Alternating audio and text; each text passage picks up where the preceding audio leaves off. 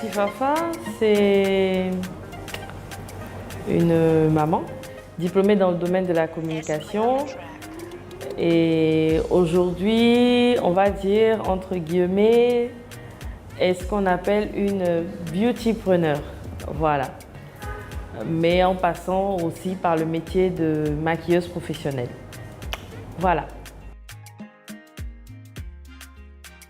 Beautypreneur, c'est toutes ces personnes qui entreprennent dans le domaine de la beauté. Donc ce sont des personnes qui vont créer des activités, qui vont créer des supports, voilà, qui vont créer des events. En tout cas, qui vont entreprendre autour de tout ce qui est métier de la beauté. Voilà.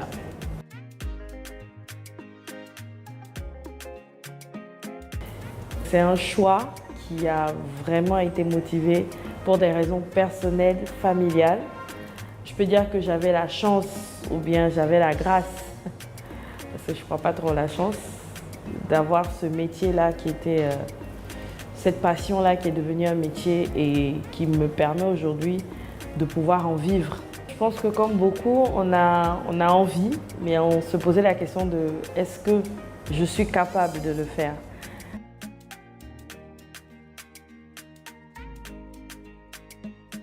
Mes débuts ont été très rapides. J'ai rencontré une dame vraiment formidable avec qui je travaille toujours aujourd'hui. Et je lui fais un coucou au passage, elle se reconnaîtra. Et en fait, on m'a proposé beaucoup d'écoles pour me former et je me suis dit non. J'ai vu cette dame, j'ai vu son travail et j'ai envie d'apprendre à ses côtés. Donc j'ai pris contact avec elle, elle m'a formée.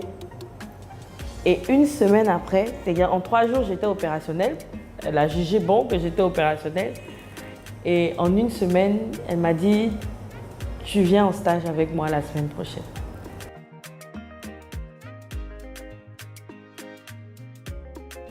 Prendre soin des autres. C'est vrai qu'on vit de tout métier, mais la satisfaction qu'on lit sur le visage d'une cliente ou d'un client, franchement, quand on finit, sa joie, franchement, c'est le meilleur des salaires. C'est le meilleur des salaires. C'est un métier qui me permet de faire quelque chose que j'aime beaucoup, être disponible pour les autres. Et aussi, qu'est-ce qui est intéressant, c'est de se lever le matin, même si des fois c'est dur, quand on doit commencer à 5 h du matin, mais c'est de se lever et de se dire que je vais faire quelque chose qui me passionne, mais vraiment. Et comme on le dit, trouve un travail qui te plaît, je ne sais plus, et tu ne travailleras jamais. Voilà, c'est un peu le cas aujourd'hui. Ce qui me plaît le moins, c'est que c'est un métier encore qui n'est pas vraiment reconnu. Aujourd'hui, il est répandu en Côte d'Ivoire, il est répandu dans l'Afrique de l'Ouest, mais c'est encore un métier qui est un peu considéré comme un sous-métier. Lorsqu'on arrive chez des personnes, c'est malheureux à dire, mais parce que vous êtes maquilleuse, vous n'êtes pas qualifiée. Parce que vous êtes maquilleuse, on doit vous prendre de haut. Parce que vous êtes maquilleuse, cela veut dire que vous avez raté votre vie. Donc des fois, on a droit à des commentaires, on a droit à des... Je ne sais pas si je peux appeler ça un peu de l'humiliation, ça arrive, hein. Mais je suis venue faire mon travail, je le fais bien. Tu me payes et je rentre chez moi.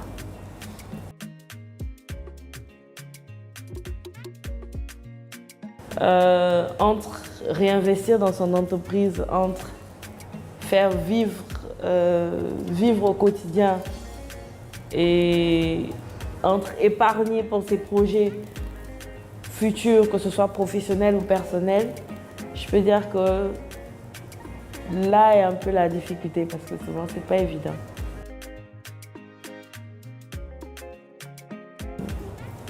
Il faut avoir beaucoup de patience. Il faut aimer l'autre. Il faut aimer l'autre parce que, comme on dit souvent, aimer quelqu'un, c'est voir au-delà de ses défauts. Donc, si vraiment tu arrives chez quelqu'un que la personne t'énerve, le résultat ne sera pas forcément le résultat escompté. Voilà, donc il faut faire fi de beaucoup de choses. Faire fi de beaucoup de remarques, rassurer, donc beaucoup de patience. Beaucoup de patience et beaucoup de professionnalisme. Souvent, quand quelqu'un me dit je veux monter une entreprise, une boîte, je lui dis qu'est-ce que tu aimes faire? Qu'est-ce qui te tient à cœur? Regarde et fais le bien et essaie de voir comment tu peux en vivre.